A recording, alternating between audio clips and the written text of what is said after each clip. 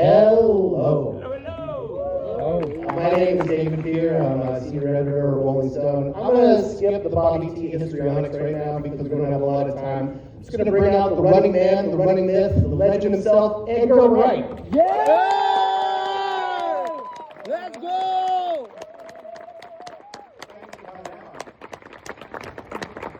I appreciate all of us. I'm like you. I'm a big time first thing in the morning movie viewer. Yeah. Seriously, I love it. Like I used to when in LA when the sadly no longer with us ArcLight Hollywood used to have 9 a.m. screenings. It's like, oh, it's perfect. So Get good. a coffee, watch a movie. Thanks for coming out.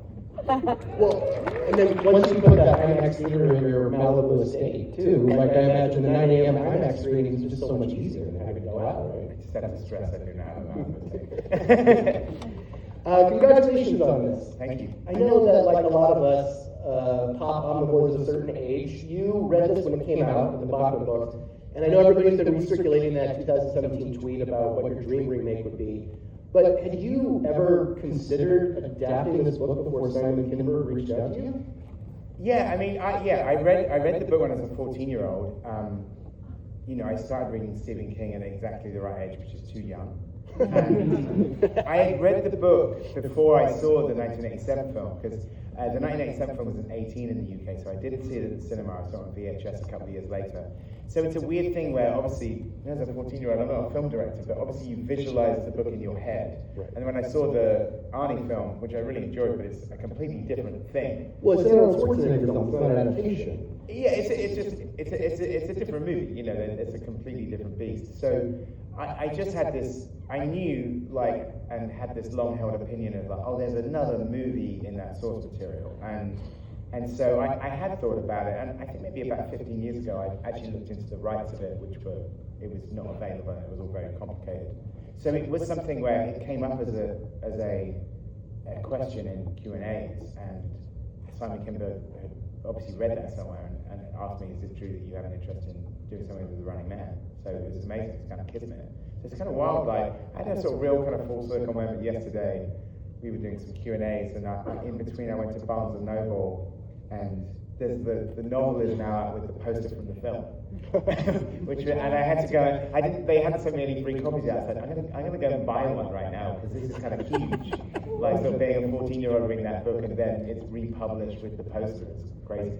I just love, I picture this clueless Barnes & Noble clerk being like, oh, are you going to see the movie when it comes out? It looks awesome. It did have my favorite thing about those books is the thing in the bottom. Now a major motion picture. Yes! A major motion picture again. So when did Glenn Powell's name start getting circulated as somebody who could possibly play Ben? And let's talk a little bit about the other casting choices too, like Coleman Domingo and Brolin. Yeah, I mean, it wasn't really until this film came together after having thought about it for a long time. Actually, when it started to come together, it came together really fast. It wasn't until the start of last year. Me and Michael McCall have been working on the script since sort of early 22, but then there was the writer's strike in 2023 and the actor's strike and kind of everything. It's sort of kind of everything stopped for a year, because of the guild action. And early 24, things are kind of ramping up. It suddenly was happening. I actually was working on another smaller movie that didn't come together and kind of fell apart because of the strikes. And suddenly it was kind of happening, and Glenn's name came up from the studio actually, because obviously when you're making a movie of this sort of scale, the studio do that thing. They're not dictating to you, but they say these are the kind of actors we like. Tom Cruise, and Tom Cruise. Tom wasn't on the list actually. They probably, really too expensive. But no, he wasn't on the list. But it was more what was amazing about it was that I had known Glenn, and I knew him a little bit socially, and I was a fan of his, especially in the Richard Linklater films. Everybody wants some Hitman.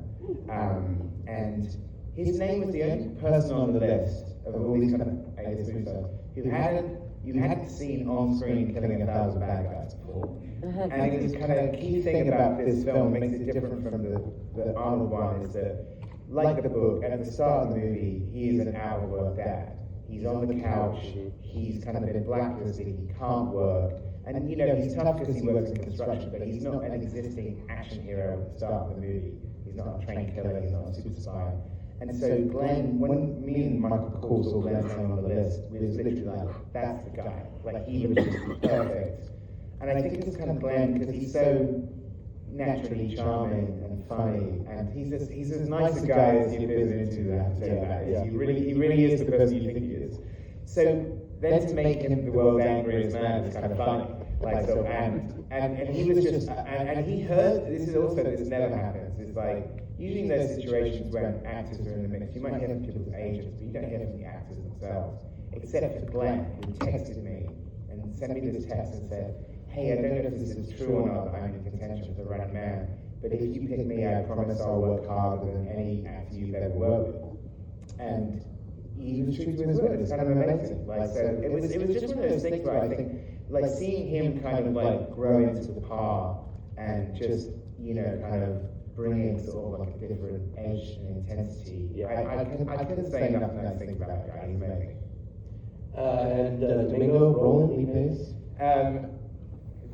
Josh I had known for a number of years, but I never like really had anything for him until this, and it was just great because it was great for somebody that I've probably known on and off for like 20 years to actually say, hey, would you consider this? And what was great about him doing it was that the whole idea was him to, the worst people in entertainment, or business for that matter, come with smiles. They don't need to bear their fangs. I mean, he has big veneers now. But what I mean is that when you meet those people, the kind of the worst people in the business, they don't need to show their villainy. It's always smiles, and it's always like, hey, I'm your best friend. And if there's bad news, it's coming from somebody else. So I just sort of said to Josh, I said, we've got to play it like one of those executives who's just like, would seem on the surface to be the, or he's saying the darkest shit like it's the most reasonable thing. Because it's reasonable to him. He's gaslit himself into thinking that this is all okay. So I think that I really love Josh's performance in it because he plays it all like, why are you scared of making money? What's wrong with you? You know? He's the sweetest reptile on screen. I like that the most, I mean, it's the kind of thing, because in villain parts, the obvious thing is to kind of get the moustache twirly and sort of blow his top. But I like that even at the very end, the most he is really disappointed. He's just disappointed that this guy has kind of fucked it all up. You know? And I even like his very final thing at the end, where it's like he's on the other end of the gun and he's like, hey. He's about to say, here we are. Coleman, Lee? I mean, Coleman, when he came on board really late, which was, and he came in the middle of his Sing press tour. We only shot this film, like we started shooting this film in November 2024. So we shot from November 24 to March this year, which is crazy. And so Coleman was shooting in January, and actually, you know, he did the best then. So Coleman, obviously a brilliant film and TV actor, but also a Broadway and West End veteran. And the thing that he did was amazing, which I think you can feel in the movie, is he's kind of smart enough and kind enough to include all of the extras in the audience. So he can sort of come on as an actor and sort of as his character, whooping them up in between the takes and talking to them and getting them all excited. So kind of by the end of the first day of shooting, he had that crowd like in the palm of his hand. And it was a really good thing to see. You know, sometimes you see an actor not kind of engage with the extras at all, but he was like talking to them like they were his crowd, and he knew the scene would be better if he got them all riled up, and it was amazing. I kept, and then Macron shows up, and I'm like, who's the guy in the mask? When's Lee Pace going to show up? I saw him in the credits, I know he's in this, and then when you unmask him, and you get that. You don't recognize that Lee Pace poise in his costume? I may have been so taken with everything else happening on screen, I might have been like, I'm sure Lee Pace is going to show up anywhere. Oh my God, there's naked Glenn Powell in a fucking bench. I had to do this thing, but he had a variety program. I said, will you say something nice about Lee Pace? And I said, Lee Pace would have been a silent movie star 100 years ago. And made the transition to talkies. Because he's just got the voice. He's amazing. I mean, he kind of looks like a old-time movie He star. looks like Ramon Navarro. Yeah, like a swashbuckler. He's amazing. And like sort of, and my favourite shot of Lee Pace in the movie is him passively aggressively cleaning his sunglasses. when Glenn's got the loud hailer and Lee's just sort of staring daggers at him and just takes his glasses up and starts cleaning them, and it's just such a great villain move, just like do nothing except clean your glasses. But I love working with Lee. He's amazing. And it's funny, before the film was coming out, somebody on Twitter said, why would you cast the most handsome man and cover his face up? And I was like, you haven't seen the whole movie, bro. What do you mean he's going to be covered up the whole thing? I want to go back to that thing you just said about starting production in November, like literally a year ago, and then filming until March. I've heard either 165 or 170 different locations. Yeah. You shot in 3 different countries. How did you manage to navigate something of this size? I mean, this just sounds like with great difficulty.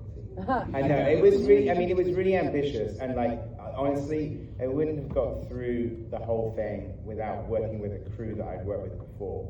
Like, so many people on the movie are people that I'd worked with before. Chung Hoon, cinematographer, like Darren Prescott, the second unit director, and worked on Baby Driver with me. My editor that I worked with in space, my producer I worked with in space, like production designer Marcus Rennes in space, like for like, you get obviously there's some people who worked on this movie I hadn't worked with before, brilliant, like Industrial Light and Magic, although the supervisor, Edgar Wright did Scott Pilgrim, like, but, that is the only way through it, is to kind of have a shorthand with people, because we had to hit ground, pun not intended, but had to hit the ground running, because it came together really fast, and then it's like, there was sort of an opportunity to do it, and sort of a window to do it in. And even though it's very daunting, it's like, okay, it's the biggest movie, it's got the most locations. I will say that was a key part of the adaptation, was that in the original book, the game is out in the world. In the 1987 one, they sort of keep it contained to an arena. right. And when I saw the film as a teenager, I was a bit disappointed that the gameplay was contained. And now, having made the movie and done 165 locations, I realised that the makers of the original movie were really smart and sensible, because it was aside from the action, that was easily the most grueling, exhausting part of it. Is just, we wanted to do this big, expansive kind of action road movie. That's what the film is. But to do all of those locations and do like 6 production movies a day and all of that, because it's not just Glenn's story, it's all the other stuff. It's like the other episodes, and the adverts and the reality shows and the other game shows. So there's so much stuff to do at every stage. I mean, there'll always be something else going on. There's one bit, like, I don't know if you've seen in Killian's reception, there's that video wall of like deaths on the show. Yeah. And there's like 34 different death scenes. Which you filmed all of them. We filmed all of them. It's kind of like a snuff movie version of Jackass. It'll be on the Blu-ray. I thought like we should just string all of the deaths together and just have the death reel, like 34 deaths in a row.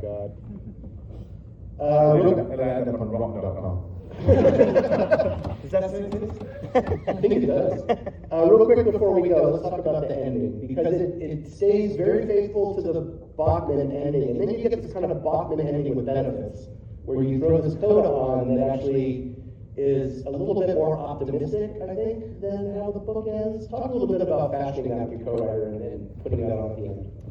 Well, I think we never really considered doing the ending from the book, because there are some, I won't go into it, but some real life parallels that are a bit too disturbing.